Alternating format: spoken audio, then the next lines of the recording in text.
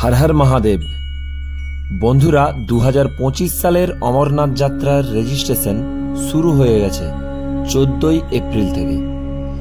रेजिस्ट्रेशনের জন্য যেটা সবথেকে প্রথম প্রয়োজন হেলথ সার্টিফিকেট।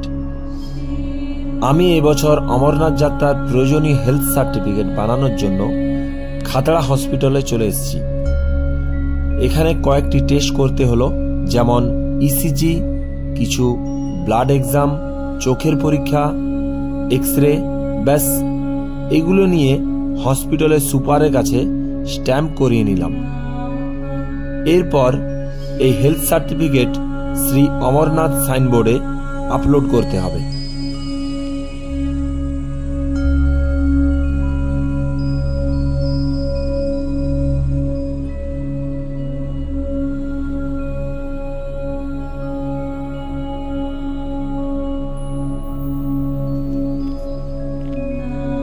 শ্রী অমরনাথ যাত্রা যারা এবছর করতে চাইছেন তারা খুব তাড়াতাড়ি হেলথ সার্টিফিকেট বানিয়ে রেজিস্ট্রেশন করিয়ে নিন।